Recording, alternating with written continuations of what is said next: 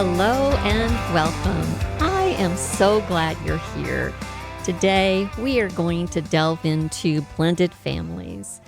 Navigating a blended family after divorce can be exceptionally challenging, especially if your emotions are still raw and maybe one spouse has moved on to someone else, a new partner, or perhaps you are the second wife and you're wondering how to maneuver through a new family dynamic. Well, listen in as Judy Herman, a psychotherapist, author, and podcast host, shares strategies for guiding your family through rough waters.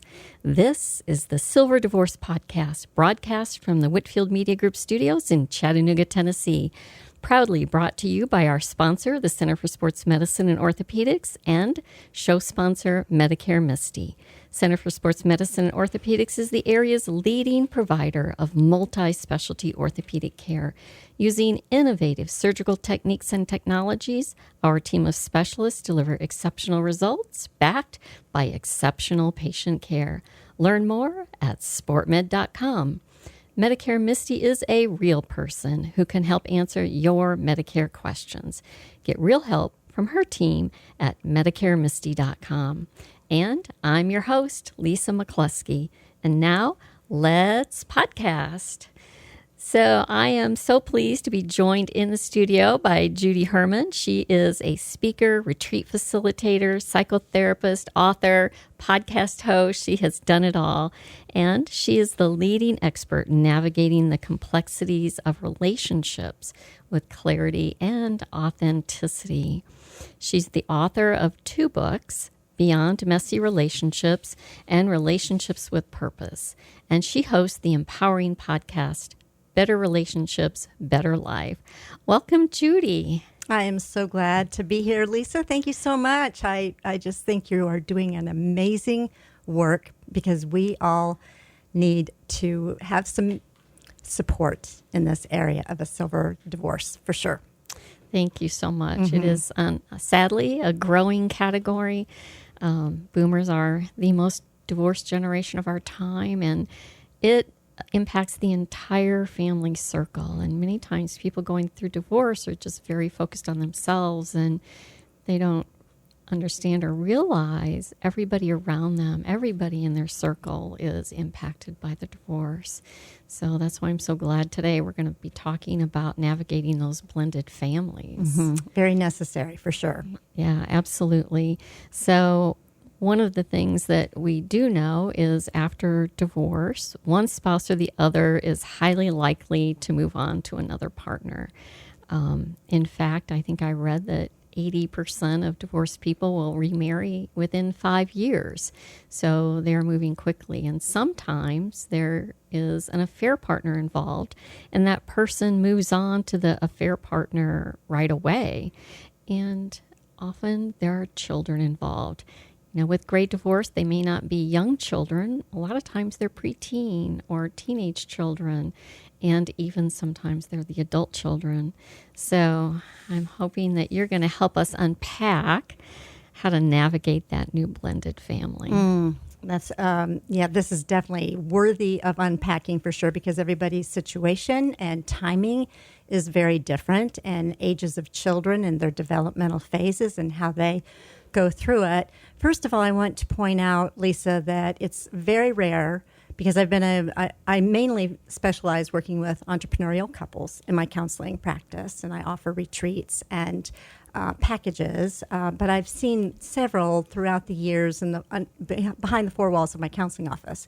And what I've discovered, what I've found, is it's just very rare that 2 people married and deciding for divorce, it's always one person that has had this in their minds for a long time. Maybe years, and they have already been imagining their other life, whereas it's a shock for the other spouse. So how to just zone into the jolt, for the spouse that is like a total shock to them, and how to navigate that is so very vital.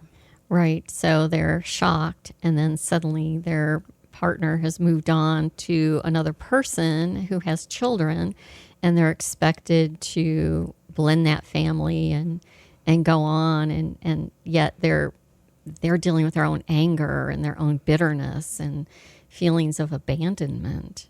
Absolutely. And it's so very important, first of all, to make sure that you move through that grief process. It is grief. This is the death of a marriage. And there is the shock. If you are familiar with Elizabeth Kubler-Ross's 5 stages to grief, but there's the shock, there's the anger, the shock, the denial, the anger, and all of that. It would be nice to be able to move through and beyond each of those phases, but to get to a point of letting go and acceptance. But it's so very important for the spouse or the person that was left behind and dealing with all this, definitely get some help. See a therapist, because it's going to be important to have all of those emotions move through, because all the emotions you're going through are very valid. Don't try to deny them, and so just really care well for yourself as you move through this. I think that's an important part, to see a therapist, but then also everybody's time frame for moving through those stages is different. It is different. Don't expect them to be the same. Yeah. They are not the same. There's just, and it's one is having to catch up with that, with the reality that this other spouse has been living a different mental, internal life than the other spouse. Okay. Mm-hmm. Yeah. Mm-hmm. So can we take a step back and what are some of the psychological effects of a blended family on the kids? You know, we're going to talk about mom and dad, but let's talk about the psychological effects on the kids. Definitely, it's a many times it's a shock for kids, just depending on the family system and what they've been through. Maybe they've seen mom and dad in a very conflicting and fighting, and for some it might be a relief for them. Oh, now we can have some peace in the home. And then for others, it is a shock, because one of the dysfunctions in a family system, because really divorce is bringing up to the surface what the dysfunction has been, whether that's been the secrecy, this planning of this other life and living a double life or whatever, and then trying to hide it from the kids. I mean, that's the dysfunction too. So how to be open and how to really do your own self-care and with the people that I counsel and they're going through this. If I'm guiding and counseling one person that is in that shock phase, I just remind them that, you know what, your kids deserve at least one healthy parent, and to be on this journey of moving through and beyond the emotions, not overly identifying with any of those emotions, because it would be so easy to do.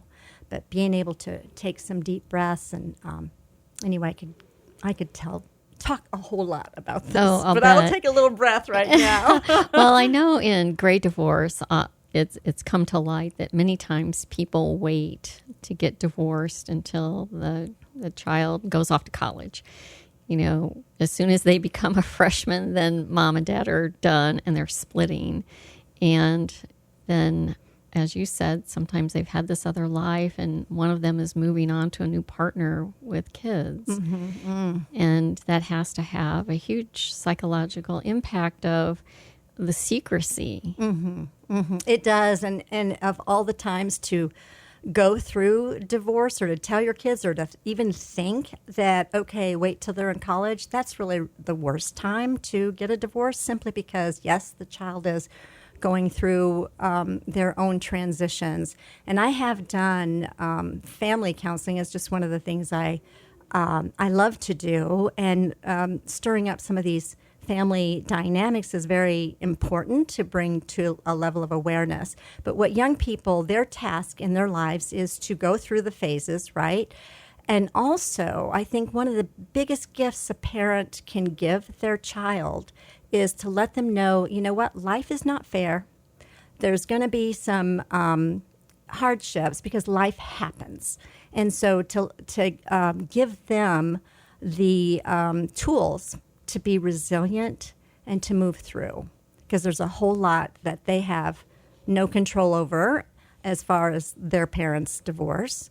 And I think you can't go wrong just being open and honest with your kids as much as possible. Mm-hmm. Not to badmouth the other one, but to get to a point where you can give yourself a lot of grace and just say, hey, I'm having a hard time with this, and I'm doing this. Like, you can model your own growth, I think, is important with mm-hmm. kids. Mm-hmm.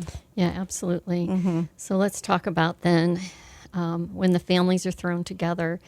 I read a statistic that said 66% of second marriages end in divorce, and it's because of the challenges of navigating the blended family. That just creates a whole nother set of conflicts that they weren't expecting at all. So what should some of the things they start doing mm-hmm. when the families are kind of thrown together, mm-hmm. and what are some of the things that we need to avoid doing? Good question. Ideally, it's great to be able to get with with your quote unquote ex-spouse, which I like to use the word former spouse. Right. And I think yeah. you know why? Because we have such harsh terms when it comes to divorce. We do. I refer to mine as that person. Well, so my philosophy is, from what I've gone through, it's taken me 40 years of marital experiences, 2 separate husbands, not at the same time, but the first marriage being 3 decades and the second one being 10 years. And so it's like I'm at a stage where I'm thinking, well, it's taken me that long to get to a place of awakening in my own life. I need to go back to your question because I think I'm veering off a little bit.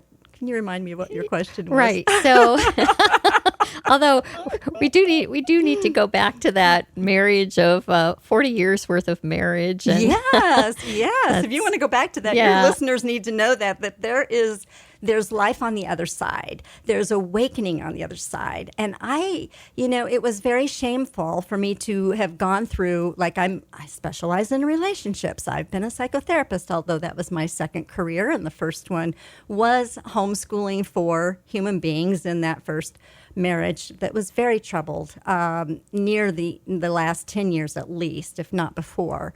So, yeah, I have my own story, and it's been beautiful to be able then to come alongside others going through their stories and realizing, number one, I'm not alone. So if you're listening to this podcast right now and you think you're the only one going through this, or if there's a lot of shame, the shame is just part of the human journey and how to become shame resilient. I'd like for you to just take a deep breath and just realize that you are so worthy of love and respect. You are a person of dignity. Okay, so of course you're going to get angry if the one that you've entrusted your entire married life to has not stepped up to the plate to love you.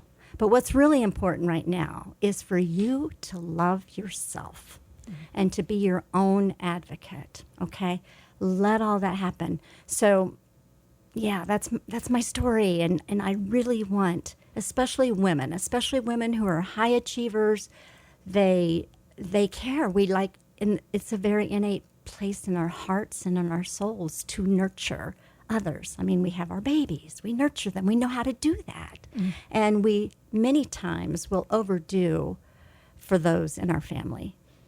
Yeah, women who are high achievers are the ones that I think are hit the hardest mentally when a marriage goes wrong, because we are, used to success as the only option. But also, would you say that sometimes leads us to deceive ourselves for longer periods of time? Absolutely. I would say there's a lot of self-deception going on with people in general. And so, yes, both people in a marriage can be very self-deceiving. A lot of times, Lisa, at least in my practice, sometimes the woman does feel like the victim. She didn't, it was a shock. And other times she realizes maybe she might be the one initiating the divorce because there's been deadness happen, and it's kind of like she's outgrown her husband, her spouse, and so it works both ways. And then she's worried, especially if she is on that other spectrum of, like, my life is valuable. I'm stuck here. Can I live underneath this constant criticism, or if are alcohol issues with the spouse, this spouse not taking care of themselves, and they continue. I mean, she's got to ask herself that question. But I think one of her biggest questions too is, like, when do I do this? Like, do we wait, or do I wait? And how, what kind of damage is going to happen as a result of my decision? Because there's so many, like, for me, in my case, it was 4 kids, 4 human beings. It's going to affect them for the rest of their lives. Right. And that's what happens all the time, is they're thinking about their kids and the impact of their kids. And so they just stay where they are until something drastic happens, or, the kids go off and they're empty nesters, and then they feel they can make a move. But then, let's go back to that blended family. And when the partner moves on and maybe has that other person, that is its whole unique set of circumstances. It is. So how would I, if that has happened, help my family either blend into the new family so they don't have guilt, they don't feel guilt for even liking the new family? So what are some of the, I would say, ground rules, or what do we do in that situation? Okay, and so since this is a Silver Divorce podcast, I'm assuming that the children are maybe adolescents or older versus maybe the younger ones. Is that how you want me to address this? They're mainly, because the listeners of this podcast, they're even mainly 50 and above. A lot of times they'll have preteens, and then they'll have teens, and then sometimes, it's the kids that are in college as well. So the ones who are having the most difficult time blending are those going through the preteen and teen years, simply because the kids are experiencing their own changes with their own their own bodies, their own psyche, and they have this whole new family dynamic to deal with. Yeah, and that's a good place to start, I think. Legally, and you probably know this better than I do, as far as what the state requires. I think it's important to help your children to know that they have autonomy, that they can say, no, I don't want to go over to Dad and new wife's home for the weekend. Can I stay here, Mom? I think it's important for them to have a voice. And so I don't know legal age, if they're like required to go there. I don't know. But it's always good to have some kind of parenting plan in place, which I think is required for a lot of states. In Tennessee, I know for certain it's required to have a parenting plan. Yeah. Ideally, it would be nice to be able to, like, not let the reactions and emotions be in the driver's seat here. Let's put everything as far as emotions go, and if things need to be written out in an email, an agreement between the divorcing couple, so that they can have a clear understanding, that's ideal. That happens if you're having. So I don't recommend parenting ever parenting out of guilt. And that has caused all kinds of issues for adult children whose parents are parenting them out of guilt. They will enable them into addictions, alcohol, being irresponsible. You don't want to do that. So being able to parent them in such a way that you're giving them the tools and the belief, being able to look at them and say, honey, you know what? You have what it takes. I know this is hard, but you have what it takes. Get your child in front of a therapist as well, or a group for post-divorce healing. Yeah, do you see that a lot, where the spouse that has the new partner is like, you need to like her, you need to like my new wife, and you will do this, and putting that type of guilt on the child? Well, I would, again, depending on the age of the child, help them. Of course, I'm a therapist, right? Right. What I would advise is, hey, Dad, how important is this to you for me to like your wife? And maybe Dad can say it on a scale of 1 to 10. How important is it to do that now, Dad? Or is it okay for me just to kind of hold back for now? That would be empowering the child, right? And here's the truth, Lisa, so many adults are still children, basically, as emotionally how they do life. You got to grow up. And what I say to that parent that's struggling with those emotions is, you know what, your child deserves at least one healthy parent. They may not get 2 healthy parents. They got 2 parents, but they deserve at least one that is a good plumb line for them emotionally, one who is cleared from all the negativity and the anger and the resentment. Because honestly, those are the biggest enemies. It's not ex-spouse that's the enemy.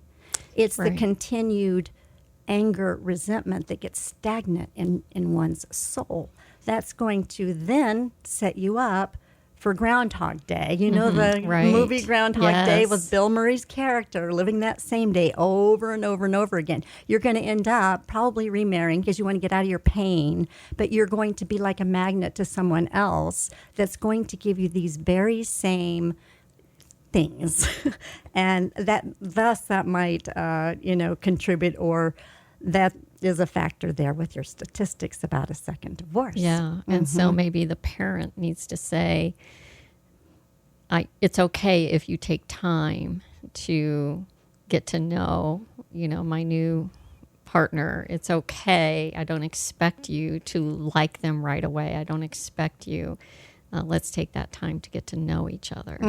Absolutely. And it's not a maybe. It's that parent needs to show up as an adult. Yeah, absolutely. And again, you cannot control the behavior of an ex-spouse or a former spouse or whatever you want to call them. Right. You cannot control their behavior, but you can control your own, right? And whatever it is that they do. So if you see, if a child is really absorbing a lot, okay? And all of these emotions are at a very cellular level in our bodies. So there's the fear, there's the insecurity, likely that was happening way before the divorce happened, likely was in, the undercurrent culture of the marriage, likely.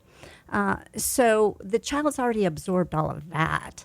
And so, again, it's an invitation to grow. You got to get outside of yourself, try to see a bigger picture here, that this is not the end of the world. So if the child sees the healthy parent as moving through and beyond and growing to a different level of the dysfunction from that first marriage or the divorce, then you're giving your child a precious gift. Right. You may not even see the results of that, because if they're teenagers, their brains are not even totally online until late 20s, maybe to mid 30s.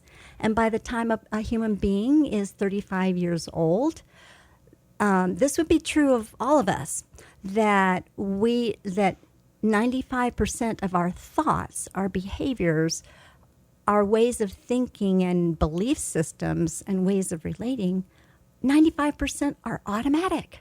Right. So how to awaken, how to give your child permission to be a human, and you permission that way, but don't ever get stuck in any emotion. Yeah. Yeah, especially anger. If you're the left behind spouse and you're still harboring that anger and resentment, that's a big challenge to see your child go off to another family. And maybe they like that family. Maybe there are other teens there, and maybe they're having a good time. And so you're struggling with your own emotions of watching your child be happy somewhere else. Yeah, Do you see that? Oh, absolutely. I see that. Absolutely. And again, you don't one parent being, say, the Disney World person, right? And having all these wonderful things happening, and the fear of losing the loyalty of your children. One thing I can be assured of, and I want to encourage your listeners to be aware of, relationships are always changing. Your 14-year-old will someday be a 40-year-old. Okay, so the kind of relationship that you want to have with them is because they might be having a great time, but by the time they're 40 or 35, maybe even, they're going to look back at their 14-year-old self, and they're going to say, "Gee, Mom, I was clueless, but now I see what a strong woman you are. Thank you. Thank you for being that stable person for me." Okay? Yeah. So it's being able to have a vision beyond. I think that's a really good point, because you see women who fear that they're losing the love of their child, or their child's going to love that stepmom more than they love them. Mm-hmm. And what you're saying is that's really not going to happen. A child's always going to love their mother. Well, let me back up, because there are some cases in which there are some estranged the term is parental alienation. Okay, that's very hurtful. Here's the challenge for any woman that is going through this. And I've got to give a personal example here too. I had a tremendous amount of my identity wrapped up in being a mom. These 4 little babies, they come out of your womb and they're like helpless. They totally depend upon you, okay? So my journey in my life has been such that every Mother's Day was absolutely a sacred time for me. Mm-hmm. Well, especially in that last marriage, there was a trauma on several of those Mother's Days. And I won't go into detail, but it is in my first book called Beyond Messy Relationships, Divine Invitations to Your Authentic Self. And I must say, if I could put a little, description here, it's like psychotherapy in story form. And most therapists who write books write about the intense and dramatic stories of their clients. For me, I wrote my own. So I show up as a client in my own book. But I give readers insights from a psychological perspective and spiritual insight as well at the beginning of each of the chapters. So they're not just reading my story, although there's a story arc to it. They will find themselves in it, even though my story is different, right? Or everybody's story is different from each other. But going back to my story of Mother's Day, because this is not in the book. It's not in any of the books. I got to share this. But when I had lost my second marriage to my former husband's mental illness, it was simply not a viable marriage. And I woke up the following Mother's Day. I am still adjusting for the first time ever in my life of being an uncoupled single woman. I had a hard time saying, "Oh, I'm a twice divorced relationship therapist." I resist identifying myself that way, because we are humans going through this human journey. But I wake up on a Mother's Day and I get up out of bed. I go out on my back deck and I raise my arms wide open. If your listeners can see, okay, just imagine arms wide open. I'm looking up at the sky. And I'm saying to God, "Thank God I'm more than a mother." There was something to that, Lisa. I looked up and I realized there's a bigger story. It grounded me in this divine moment. And I knew that God had my back. And if you're not a believer in God, the universe has your back, right? You are beloved. Your life is so much more than mother, than therapist, than podcast host, author, whatever. And you are more than your roles that you play in life. So I really, really would love for your listeners to get that you are awesome. And if your kids are getting aligned over here, and they even for a period of time think they're having more fun, which maybe they are, but you know what? The story's not over yet. I love that perspective, because Mother's Day has become like the barometer for how much your kids love you. Mm-hmm, it's like, did you get flowers? Did they give you candy? And it's even now, did they post on Facebook a tribute to you? Because it's become such a crazy barometer for, do your kids love you or not? And that's really, I love what you said about you are so much more than a mother. Got an injury that just can't wait? There's no need to delay your care. Center for Sports Medicine and Orthopedics is excited to announce that our Urgent Ortho Walk-In Clinic is now available on Saturdays at the Gun Barrel Road location. Open from 8 to noon, we're here to treat sprains, strains, fractures, and more. No appointment needed. So skip the long ER wait and get specialized orthopedic care fast. Visit us this Saturday at Center for Sports Medicine and Orthopedics Urgent Ortho. We're the center for expert care right when you need it. Learn more at sportmed.com. It took me a long time to get to that point. I'm telling you, with raising 4 kids and homeschooling them. I mean, I'm a grandmother of 5, and I absolutely love them. I love spending time with my grandchildren, and I know that I'm more than a grandmother too. Right. You know? Yeah. And here's something else I do want to bring up too, because I've got a friend, and she also counsels with people, and that as far as the term parental alienation, that's a very, very painful thing to go through as a mom who's basically their adult child or their adolescent child, whatever's basically divorced them. I cannot. That's a pain, and so sometimes that might be a season, or it might be longer than a season. But I just want to be also sensitive to the woman who is in that situation. Right. Okay, and again, it's an invitation, which I believe in my heart of hearts. This is a divine invitation for you to align with the truth that you are more than a mother. This is another human you brought into the world, and there's no greater gift, right? That you've done, and you've done what you have to raise the child as best you knew with the tools you had. So get away from the blame. I think that's something else that needs to be said too. Give ourselves grace, because our brains weren't even totally online until we were, you know what I'm saying? Like right. we can judge ourselves harshly. And for those women who are going through that, they're alienated from a child after a divorce or because of the divorce process. You know, what are some of your sage advice to those women? My sage advice: get in front of a therapist who understands. Get some help. Do not isolate. That's one of the biggest things, one of the biggest issues I think so many of us go through. Because, okay, a silver divorce after so many years, there's so much shame in that, number one. And then a child being alienated.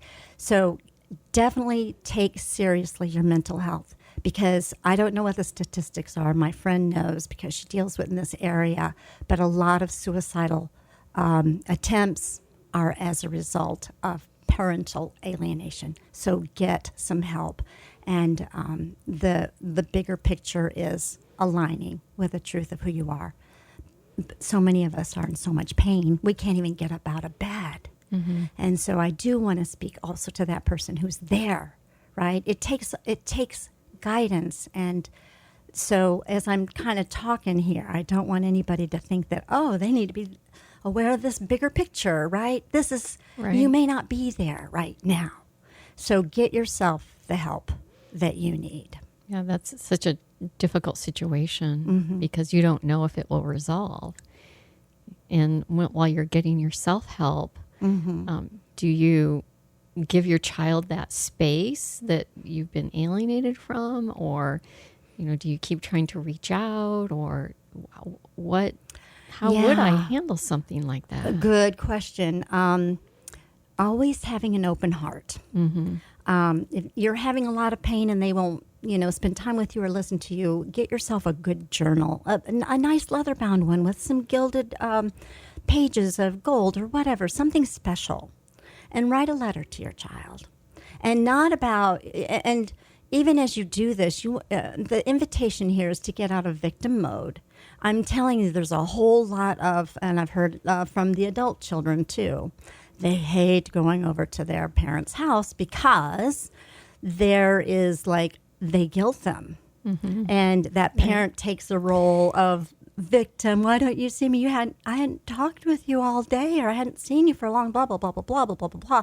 A child never wants to go into this depressive state and this energy field of all this depression. Or be interrogated. Right, right. So again, the child deserves at least one healthy parent, and it's not just about you, right? It's about, of course, you hurt.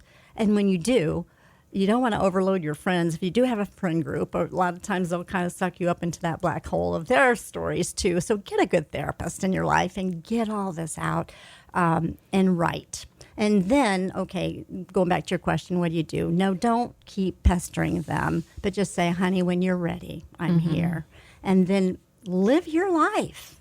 Live your life as, to that next level of growth and awareness.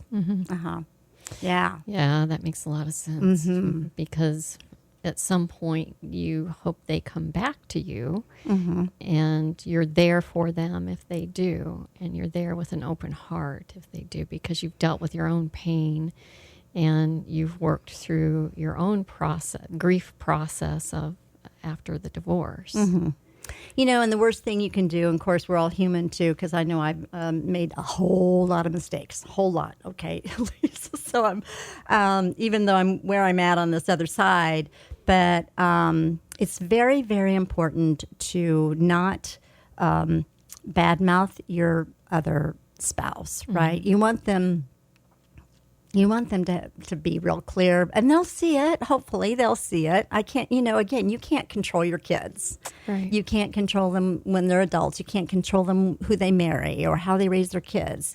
And you giving that advice to how to raise their kids is probably not good unless it's asked for. But anyway, all that is like being able to let go of the things you cannot control.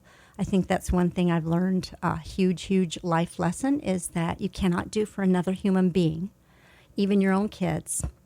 And up until a certain age, of course, you can't think their thoughts. You can't breathe their breath. You can't believe their beliefs or do their actions. They are separate from you. And I think it's important for us to honor the separateness and the humanness of your own children.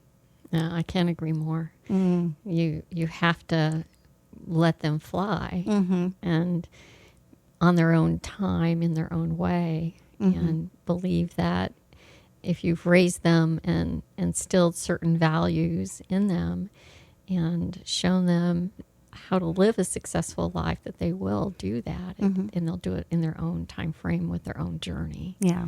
So I believe in that. Your own preoccupation as a mom to how your kids are turning out, they're going to feel it. I do want to bring up another point too, Lisa, because this is so very important. They're going to, you might think you're hiding your anger and your resentment toward their other parent. You're not hiding it. They feel it. I'm telling you, they feel it. And so, again, I'm going to go back to making sure you move through the anger and the resentment and get to a point where you can breathe deeply, do meditations daily, do what you need to do to move beyond being a captive or even overly identifying with any of these emotions. Yeah, I think forgiveness is a huge part of that. It is. Yes, when it you definitely can is. Move through the anger and the grief and the anger, and you can come to a point where you forgive that former spouse, and that releases in you just all of that pain, and then you can go forward without incessantly talking about it. Yeah, it does not do any good to incessantly talk about it. Talk about it with your therapist, but don't let that be your victim story. Get beyond the victim story, because you have a beautiful life ahead of you. I encourage listeners, this might be a stretch for some, depending on where you are, look in the mirror. Look at your own eyes in the mirror and say, I love you. You are amazing. And so you can't really do that unless it's within you to do it. Love your neighbor as yourself, right? You got to love yourself first. That self-affirmation. There's a lot to be said for that. Because it goes back to that, what story are you telling yourself about you? And what is that constant internal dialogue. Because if it's a negative internal dialogue, you're going to believe what you have to say about yourself. Absolutely. One thing I did very purposeful, especially with that second divorce, is I surrounded myself with people thinking on a much different level that were very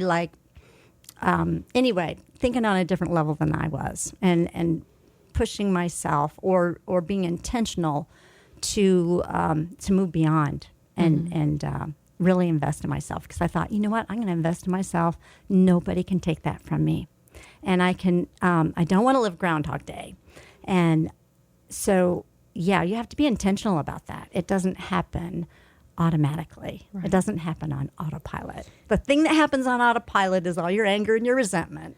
Don't go there. That's right.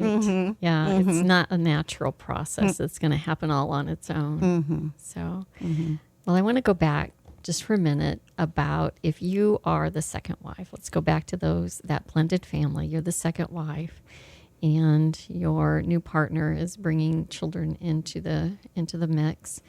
What are some of the things that you can do to help that assimilation process? Okay, so let me make sure I'm clear on the question. The second wife that is married to the freshly divorced spouse, right? Right. Okay, yes. and we're assuming that that's the husband, right? Right. And so she's the second wife. So whether she has children or not makes a difference too. But I think with any kind of step parent, they need to realize I'm the step parent here.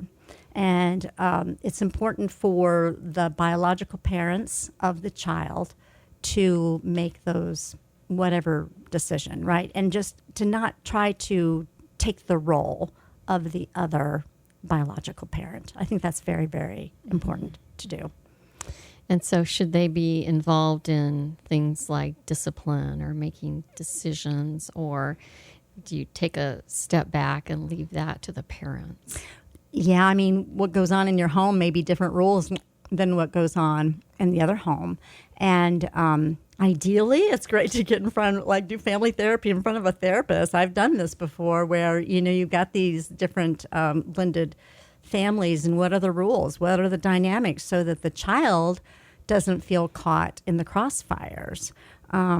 What's really sad is that, and Catherine Woodard Thomas, she's the author of Conscious Uncoupling, 5 Steps to Loving Happily Ever After, and I did interview her on my podcast, Better Relationships, Better Life, but a phrase that she used in our interview kind of jolted me, because divorce can leave your child homeless. And they need to be able to feel that there's this relational field, whether they're at dad's house, whether they're at mom's house, but knowing that, can we get together for birthdays or, even a Christmas gathering or Thanksgiving or whatever the case might be? Can we celebrate this child? Can we sit on the same bleachers as we are cheering our child in this, baseball game or whatever that they're playing? So I think it's important for parents to still be parents and not to divorce their own children and leaving them homeless. So what the task is here for spouses or ex-spouses to talk. Now, if one of them's totally checked out, then that's impossible to do. But like I said, I'm going to go back to my advice. Your children deserve at least one healthy parent. Yeah, I think it goes back to, love your children more than you hate your ex-spouse. Oh my gosh. And I would say get to a point where that hatred for an ex-spouse is no longer going to be a part of your psyche, because that hatred for an ex-spouse is taking up some energetic room in your soul. And it is, there's only so much room that we have. And we're going to be we're digging a hole and we're going to fall in it. Yeah. I love that concept of, think about if somebody were introducing you to someone new, maybe you being introduced to a new friend. How would you want them to introduce you? Would you want them to say, this is Judy, she hates her ex-spouse, or what other qualities would they want to talk? Would you want them to talk about And it would be about what a great parent you are, or a successful author, or the various many aspects of your life, but you wouldn't want your whole identity based on the fact that you're in this very angry place of hatred in your life. It makes you a very small person. I will tell you this, Lisa, that my family, my former spouse, whom I was married to for 30 years, we get together as recently as celebrating his birthday and my youngest son's birthday, because they're like just days apart. So we get together, and to me, it's very beautiful. He's not my best friend by any means, okay? But to be able to be in that same family group, one of my 4 kids lives in Seattle, and so he comes to visit. And when he comes to visit, we get together as a family. And yes, we have our times apart, but that wouldn't happen if I had such anger and resentment or hatred in my heart. Right. There's no room for that at all. I mean, there's something like, you can be triggered. We're humans. We're going to be triggered, of course. But that you've got a decision to make on, am I going to allow this to flow out of my life? And it needs to. It just needs to. Not that you're not going to get triggered sometimes. Not that you'll, and because it's a process. Learn strategies if you're triggered to let it go. And that's exactly what I do in my free masterclass called Stop Walking on Eggshells. Okay. 3 steps. Tell us about that. Yes, it's 3 steps to 3 steps to stay emotionally grounded in the face of your partner's, or we should say ex-partner's, narcissistic moods, words, and actions. Now, I only put the word narcissistic on there because those moods, words, and actions, I'm not diagnosing this person as if they are narcissistic, but those I'm just using that. Oh, they're going to show up. Those are the moods, words, and actions issue. How do you respond to that? And it's a very valuable resource, and I do that weekly at various times. So would love for your listeners to tap in on that. Okay, we'll put that in the show notes so Yes. that our listeners can tap into that. Yeah. That sounds wonderful. Yeah. So this has been a great conversation. I have to ask you, in all of the times that you've worked with various families and couples, is there anyone whose story particularly moved you or touched you?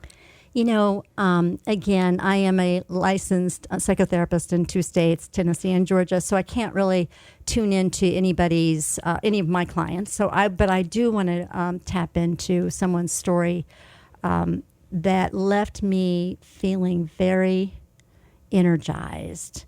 And that's actually, it's Gay and Katie Hendricks, and Gay is the one that wrote the book, The Big Leap. So entrepreneurial couple. They have such a beautiful, and they were gut level honest with each other and continue to be, but there's this flow to their relationship. And I just admire that because, where we've come doesn't have to define you. Learn and grow from it.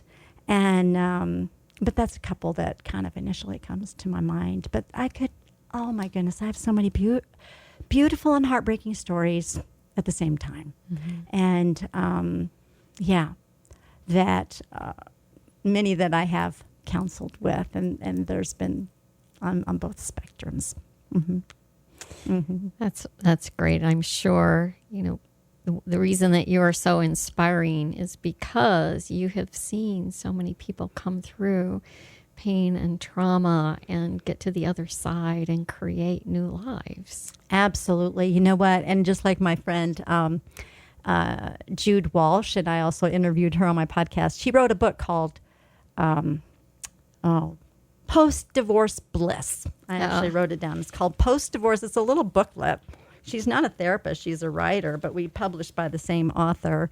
And she wrote Ending Us and Finding Me. Oh, okay. Isn't that a wonderful? Yeah, it's wonderful. Yeah. And then, of course, Catherine Woodard Thomas's book called Breaking Up and Becoming Better. I mean, that's the name of the podcast, is Breaking Up and Becoming Better. And then her book is Conscious Uncoupling. But I do have some other resources on the podcast about how to go through the betrayal.